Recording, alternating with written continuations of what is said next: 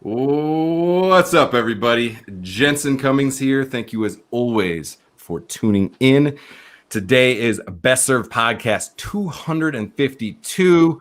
We're talking side work, restaurant workers on starting a business. Best Served Tableside Volume 1. We're focused on leaving the industry, and this is episode 4 of the series.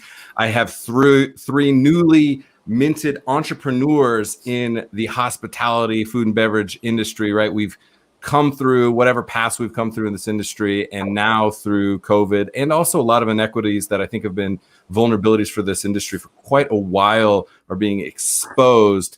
And so now a lot of us are thinking, what do we do past restaurants? And we wanted to have an open dialogue because we need to get real about what it's going to take to keep the most talented people, to acquire the most talented people, to come into and stay in this industry. How do we create a model that is equitable, profitable, and sustainable? You know how important that is to me. And Tableside gives us an opportunity to talk to people that are living it, that have been embedded in this industry for significant parts of their lives, that are saying, shit, I have to leave now. What does that mean? What does post-restaurant life look like? And so I want to introduce quickly the three guests that I have. We'll talk about our background in the industry, why we left, what this industry needs to do to keep specifically the three of you, and then the work that you're doing now that you are betting on yourself. Anastasia Luna is with us from New York. Thank you so much for being here. I'm happy to be here. All right, we got Dustin O'Connell in Denver with us as well. Dustin, good to see you. I like your rig, looking sharp.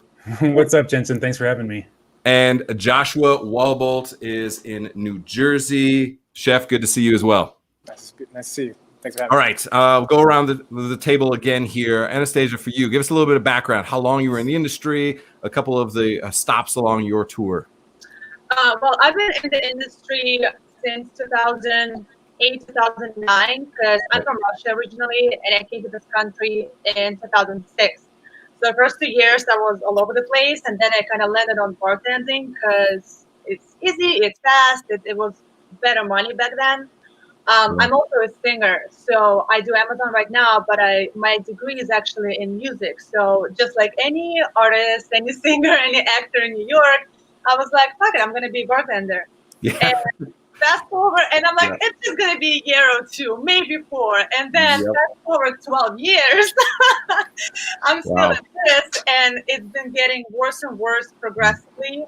I feel like I got into the industry where it started. There was a tipping point where the industry kind of started to like dip a little.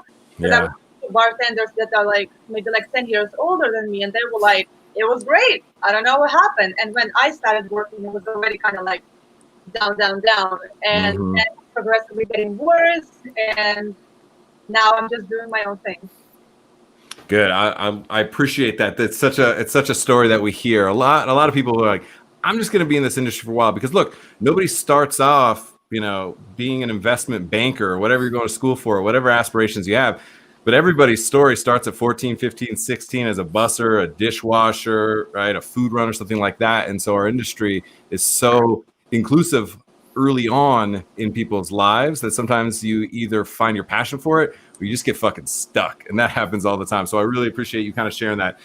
Dustin, for you, same question. Your background in the industry, give us a little bit of insight there. So I started out in the industry in college. It was just an easy job that kind of fit in with my schedule, bartending at just kind of like a chain restaurant type place. And I liked it, had a great time. Finished college, moved to Colorado, and then probably 10 years ago or so, I kind of got back into it seriously because, I dabbled a little bit. I did some stuff that was, more associated with my degree, and it was all right. Money wasn't great. So I would kind of dabble back in the bar industry for a little bit and then get sick of that and then kind of back and forth. And then, about 10 years ago, I was like, you know what? I think it's time to really seriously make a career out of this, because every time I try to do something else, I end up missing, being behind the stick or, just being in, the busy, like vibing restaurant, like when service is going really well and, the wheels are all turning, everybody's kind of going the same direction. There's no other job like that. You can't replicate that experience behind a computer or, even behind a microphone. So, I just kind of worked my way through a bunch of, Japanese restaurants and cocktail bars in Denver and kind of got into management, and the career change was really kind of necessitated by the pandemic. We were in the process of trying to buy a house and making some other big moves, and we just had to do something. You can't. The mortgage lenders don't really like it if you're both collecting unemployment. So we had to do something, and we were like, well, gosh, what do we really know how to do? And we started this company because we thought it would be just kind of a natural fit with our kind of knowledge and skills from hospitality and some of the other soft skills you pick up in the front of house and on the management side and all that. And here I am today. Yeah, Dustin, I appreciate that. That's another borderline cliche story. Like Anastasia's and yours are like the same. Like, I'm going to be an actor, a singer, or something like that. In New York and Hollywood, there's a lot of that. And then you get stuck in this industry. Then Dustin, you're like, I kept trying to go into my real job, and this industry keeps sucking me back in. It's addictive, right? And we see that, which is why it attracts a lot of addictive personalities, right? And there's something to that too that's interesting in the way that we navigate this industry. And then Joshua, for you, let's talk about that. We've talked a little front of house, now back of house. For you, give us a little bit of your street cred and kind of your trajectory in the industry as well. All right, so yeah, my trajectory started off in high school. So I kind of never knew you could make a career out of the hospitality industry until my teachers kind of put that path in front of me. I got involved in this program called Pro Start. And basically what it is, if you're familiar with it, they get hands-on experience on high school kids. They do competitive cooking, competitive front of house management, all these things. And I actually did both. I did front of house and back of the house. And the cooking contest, I placed first 2 years in a row. And my teacher's like, wow, you're pretty good at this. I'm like, hey, I am pretty good at this. And then we had all these colleges come in to talk about their programs and stuff like that. I'm like, maybe it's time for me to make a career for me, a career choice for me. Like, what are you doing after high school? Like, I guess I'm gonna go and try to be a chef, Did you feel like you were like a D-League athlete where you're like getting recruited by colleges because you won a couple competitions? I appreciate that. Pro Start, amazing program. I've mentored several times some of those programs. I think it's really important for us to mentor. And then there's a little challenge. Then you go to culinary school and you're kind of in a vacuum where like there's not a lot of reality to the way that you actually interact in a restaurant versus school. Whole different conversation I'll get into. But then when did it get serious for you when you said, okay, I'm going to be a chef versus just being in the hospitality industry? Right. Definitely. So I think even in high school, I took it pretty seriously. I went out and staged at restaurants in Minneapolis, is where I'm originally from. And like I got my foot in to do private dinners with other chefs and as they're like commis and practice making meals for them for their dinners that they would do into these huge mansions up north. And I just fell in love with them then. And then after school, it was just like, I basically went to school and then I actually didn't go back. So I got some great opportunities come my way and I took them. And they kind of like, I found like networking is really important for me. Like you meet people, they kind of direct you a certain way and you're like, hey, this will work for me. And I just followed the path that people laid for me. And I feel like it worked in a way that I didn't really expect. But yeah, after culinary school, surprisingly, my first job right after culinary school was actually at a Buffalo Wild Wings. I was cooking wings at the B-Dubs, the sauce boss over there. Yeah. And I figured how it's funny it comes back around because since the pandemic, I actually left the industry to kind of create my own hot sauce company. So we're the founder of Baby Daddy's Hot Sauce. And then we have another production we do, Love Food More. We do like films and like short films, trying to teach people how to cook, showing people our recipes and stuff like that. It's different. It's really different for sure.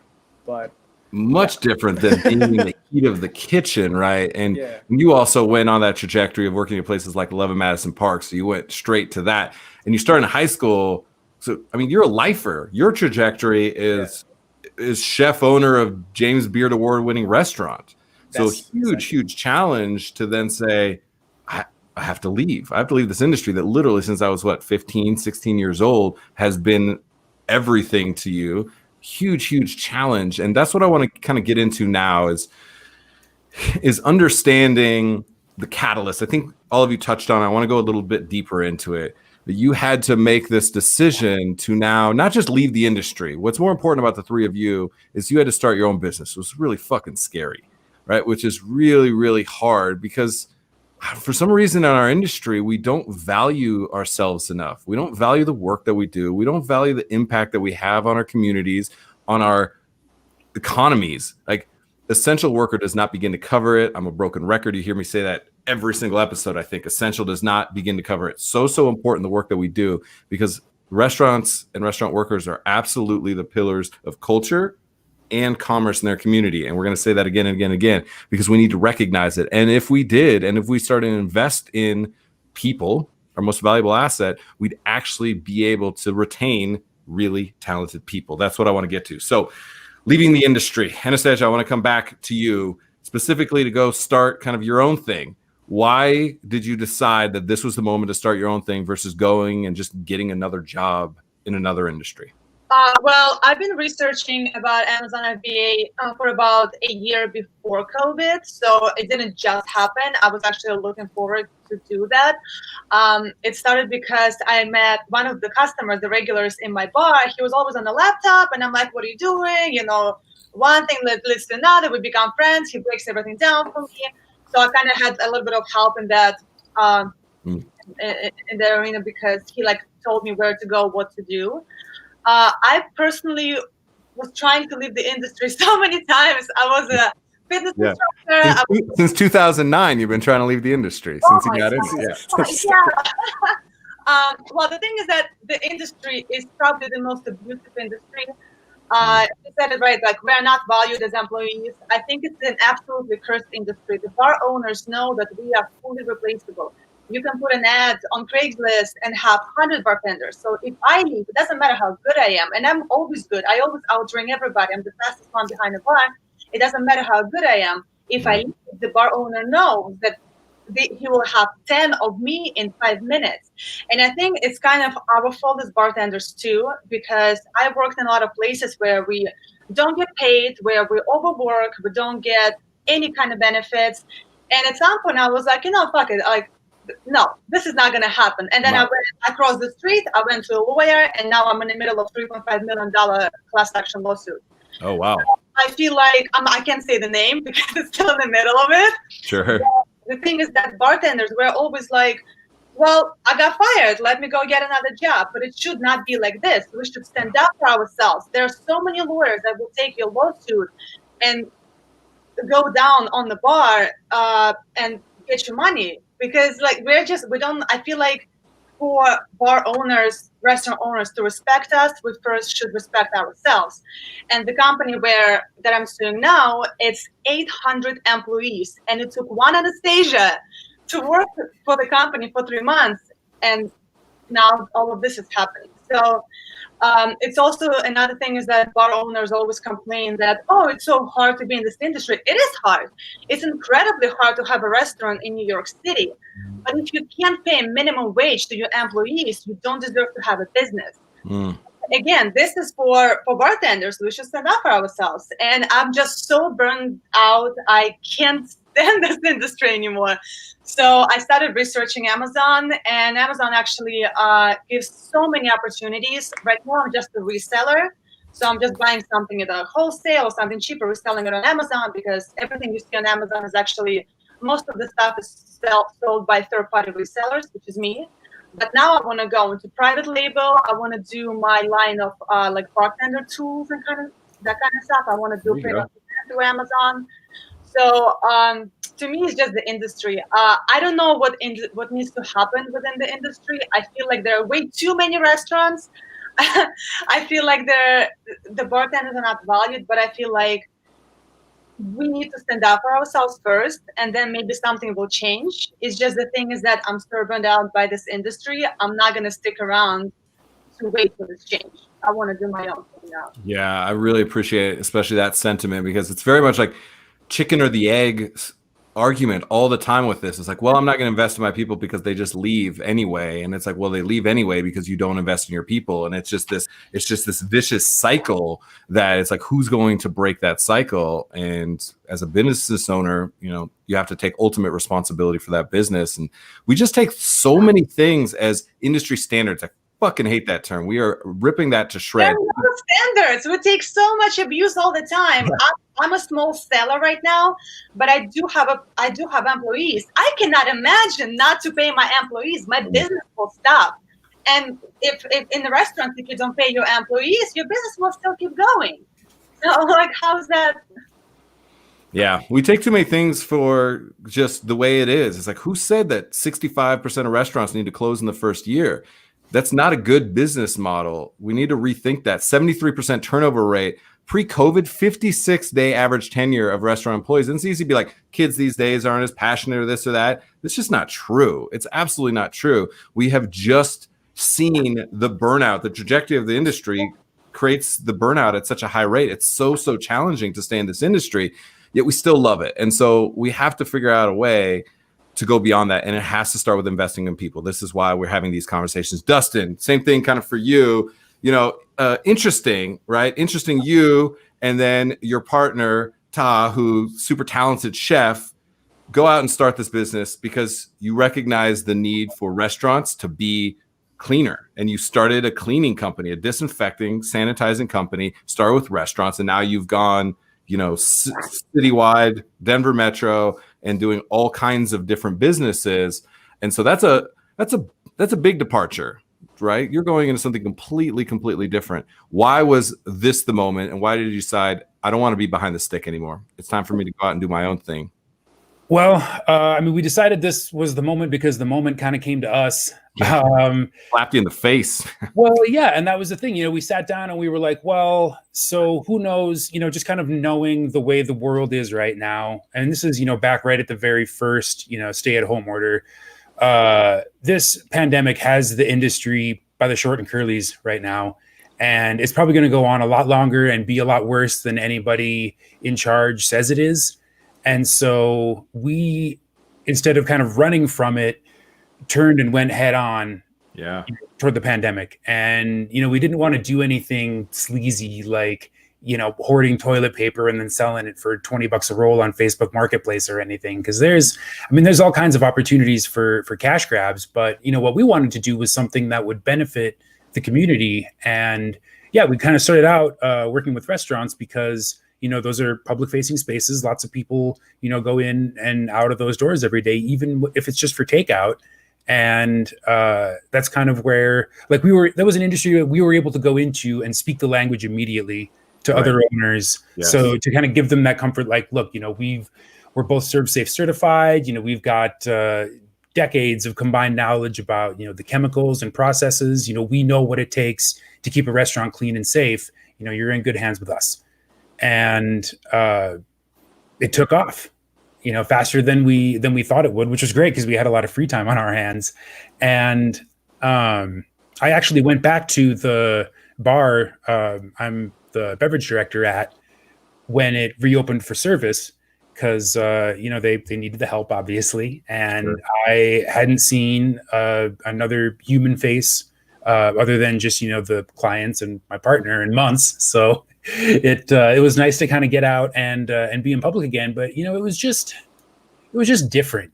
A lot of the fun and the joy and the kind of collective camaraderie that is such an integral part of the dining out experience was gone. You got the capacity restrictions. People aren't allowed to sit at my bar. Don't get me wrong. I'm a great service well bartender, but it's not really what I signed up for. I'm a pretty good host. I'm a pretty good expo, but lining up to goes isn't exactly what I signed up for.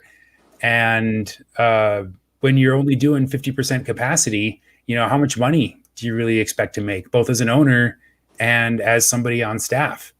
Places are designed to be full, not half full, not a quarter full. And when when the money you make is still commensurate with the volume of food and drinks you sell, right? What does that mean for the people on the staff? So, a lot of the decisions were kind of economic, but, just when I, went back to Joy Hill, I was there for, a couple of months to help them get back on their feet. But the whole time I was like, this just is not, it's going to be a long time before the bar industry, at least in America, looks anything like it did in the before times, And I didn't, this is not the style of service that kept pulling me back to the industry. And we are happy to be in a position now where, we work with all kinds of businesses, restaurants, clinics, homes, office buildings, whatever. I've seen all kinds of cool stuff. If you had told me 2 years ago, or even a year ago, that this is what I'd be doing right now, I would have laughed at you and said you were stupid. Right. But, here we are. Yeah. Everybody is reimagining and reflecting and thinking about what they are. One of our partners, Andrew Parr, who does a lot of work with us, wrote an article about it. And he's like, what we have now is time. And it was like, we've never had time to slow down and think about what the hell are we doing? The definition of insanity is doing the same thing over and over and expecting different results. And wow, is that literally the definition of the restaurant industry? And it's also one of our strengths. It's such a contradiction, right? Your ability to stay so focused on that one guest, that one plate, that one drink is one of the strengths in restaurants. Yet it also has us always so tunnel visioned and not being able to see the big picture. And the reality is we had to be forced to take some time. And so it's interesting to say, what do we do now? How do we actually rebuild this? Because we can't keep just putting a different color lipstick on the same pig. It has to be rebuilt. And so I really appreciate the insights. Joshua, for you, starting a business, right? This is an interesting thing. Having also started a CPG, a consumer packaged goods product, it's totally different. I'm a chef. I'm super talented. I can start this company. I'm like, I know nothing about regulations or process authority or labeling and packaging. So for you getting into that, one, did you realize or recognize, or did you get hit in the face a little bit with the complete difference from being a chef in a restaurant to being a chef trying to create a product? For you, what was that experience like? Or still, what is it still like? Yeah, it's still like, for sure. But it was completely out of nowhere, really. Like, I was just making some hot sauce. I bought too many chilies one day. I got to ferment. I got into fermenting like super hardcore, like back to fermenting everything. And then I had like 10 extra bottles of hot sauce. So I'm like, shoot, take a picture. I post on Instagram, who wants some hot sauce? And within 2 minutes, I sold 15 bottles. And I was like, I only got 10. I guess I got to make 5 more. And then it just kept relaying on that. They didn't have labels. I had tape on them. Supply and demand, your first experience of supply and demand. There exactly. And I just kept building it off that. And I was just, it kind of took me by surprise of how I think you can basically scale anything. You find that somebody has an interest in something, there's always potential for growth if you're willing to spend the time and energy on that product or on your service, And it's way different than doing the research and development. That was the fun part. That was the chef part of it, And then once I had to get it all tested, make sure the pH balances were correct, hot bottling it and then packaging it, designing the label, trying to find a designer to create a logo and all these different things part of the business. I was like, it definitely took a toll on me at first. This is mentally draining. I haven't been this mentally drained in a long time, because usually behind the line, the first couple of times it takes you a while to figure out the style of service, and then it becomes repetitious after that. Yeah. But this is just something new every single day, in a sense. It's not just cutting up vegetables and then putting it on the plate, make it look pretty. This is the whole behind the scenes business part of it to get that product on the shelf eventually. Yeah. So. And I want to ask you a follow-up and then go back to Anastasia and Dustin to have you kind of answer the same thing, thinking about that, is the skills that you have from the restaurant industry, Joshua, with you specifically, and yours is maybe a little more clear because you're staying a little bit in food, but the skills that you have as an entrepreneur that you didn't recognize that you have, because so often I mentioned it, we just don't value ourselves. We don't think that we know anything else. I hear that all the time. I'd like to find another opportunity. I'd like to think about a different career potentially. I just don't know anything else. All I know is restaurants. We don't think that the skills that we have of working within a team, working under pressure, problem solving, hospitality, interpersonal communications, those abilities are some of the most valuable things. If you look at top companies in any industry, those are 5 of the top 10 things that they list as qualities that they want for people, yet we don't recognize our strengths within that. And so I want people to know, you have the skills that it takes to be great in any industry, especially this one, if we can find ways to, again, make it so that Joshua, Dustin, and Anastasia don't question being a part of this industry for 1 second. That's where we need to get. We're not there today. Joshua, for you, what are those other skills? Take the cooking out of the equation. What are the things as an entrepreneur when you run into the wall of regulation, when you run into the wall of pH, when you run into the wall of process authority, that you have the resilience, or any skills that you have that make you a good entrepreneur that other people need to pay attention to in our industry? Yeah, I think I learned a lot, almost everything through the restaurant industry, You learn persistence, creativity, problem solving, just to solve any problem. You go into service and something might happen, something might break, and you don't know. Then you have to figure out you can't stop service. Right. Life doesn't stop, service doesn't stop. You have to figure a way to do it without that. I think you take those aspects and you translate it over to something else in your life, take the management skills that you have with your team, the community that you work well with groups of people. How do you take that outside the restaurant? You work well with people and you build your own team and you value those people. Like, we are the people industry, and like, we value our team, to reach that end goal, to serve delicious food. It's the same thing anywhere else. If you're going to work in a team, if you're an athlete, athletics or whatever, like, you can't get anywhere far by yourself. I think valuing people is like the most important thing I've learned in this industry. It's like valuing your guests, valuing your customer, valuing your team, because without them, where would you be? That's it. Joshua, I so appreciate that sentiment. We need to hover on that for a moment. And I think it's been echoed in what each of you have said. It's about the relationships. That's what we're in. We're in the relationship business.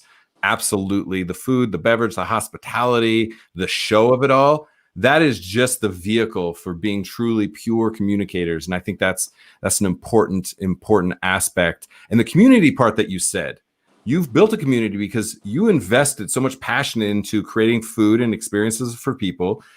You went to sell a hot sauce and they said yes, because they believe in you, right? The hot sauce may or may not be the best hot sauce, yet you are exactly who they want to support. And that's what the restaurant industry builds. That's the relationships that you build, that people give a shit enough about you to buy 15 bottles of hot sauce. And it starts there. I think that's super, super important. Anastasia, same thing for you. What are some of those skills that you said, wait a minute, I did learn this from the restaurant industry, and now it is putting me in a better position moving forward? Because again, people need to hear the skills that they have. They're transferable.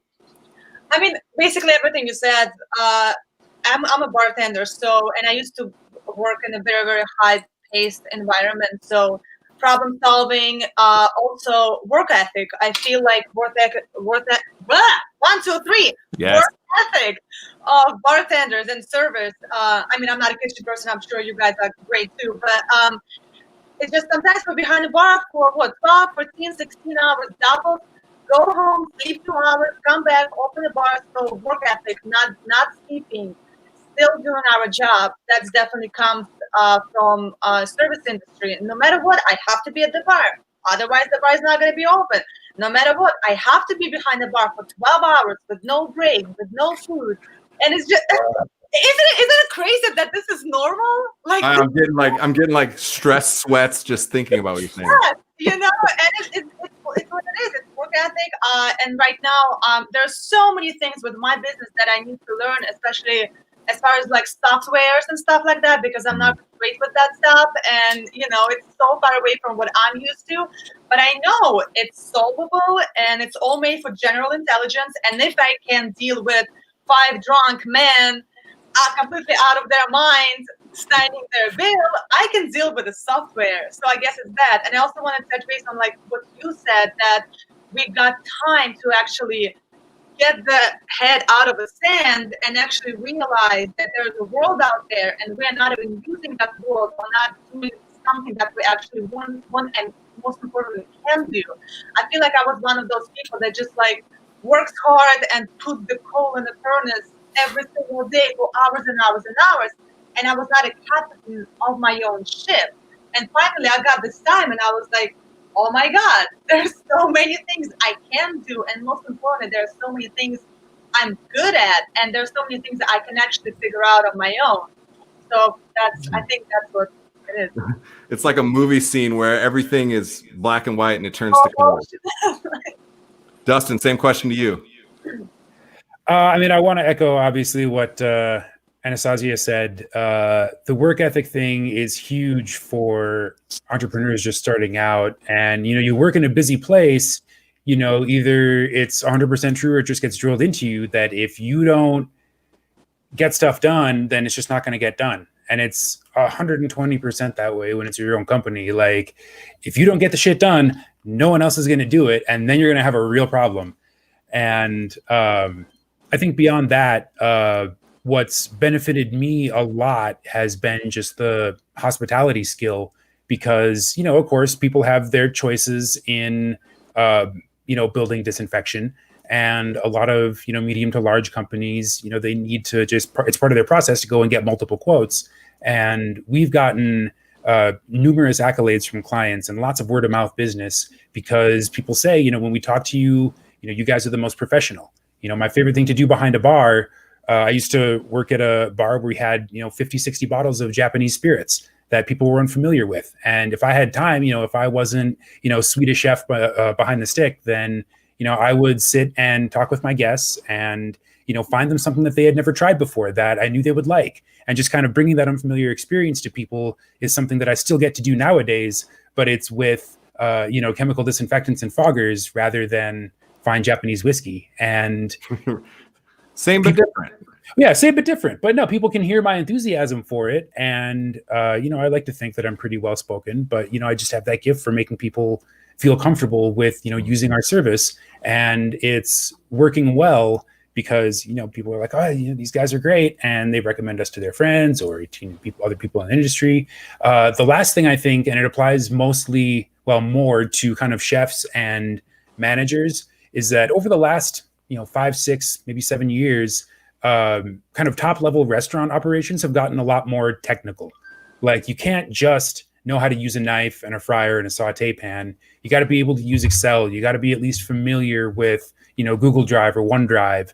You've probably figured out how to use 3, 4, 5, 6 different POS systems. There's scheduling software now. And, back in the day, you'd have your little recipe notebook or whatever, but now you just have to be so much more technically proficient. I worked at a place where the schedule was literally written in one of those big schedule books that they still sell at Office Depot for some reason. And that's crazy now, right? Now it's all online. And, if you want to manage a place, if you want to be a chef at a place, you kind of have to be able to do that stuff. And those skills transfer everywhere. I would be completely up a creek if I did not have kind of the skill that I had developed running restaurants in, Google Drive and Sheets and just kind of basic accounting and, how to write a MailChimp list, how to make a website. We were able to shorten the process for getting this stuff off the ground and save a lot of money by doing all that stuff ourselves. And those are all skills that, we just learned running restaurants. I love it. You guys, this is so great. I see exactly why the three of you specifically are out on your own and going to do really well. And I'm excited that we're supporting your business by even sharing this. And I also know that everybody in this industry recognizes and needs to recognize you are fucking talented. And any industry, especially this industry, would be lucky to have you. We need to take ourselves seriously. We are true professionals. This industry, to Dusty's point, has needed disruption for a long time. And it's time for us to rebuild this industry the way that we want it so that Dustin, Anastasia, Joshua, we're coming for you when we have built something that is worthy of the three of you once again when it comes to restaurants. And everybody in the industries that you now are a part of, we're coming for all of them because we want the most talented people. We want the most passionate people. And that's what we're working towards. So thank you to all three of you for being a part of this conversation. Thank you for having us. Absolutely. Thanks for having us. All right, everyone. That is it for episode 4 of Best Served Tableside's series on leaving the industry. A lot for us to take some time to reflect on, to rebuild this industry. Thank you so much to all of you. Appreciate you all for watching. Cheers.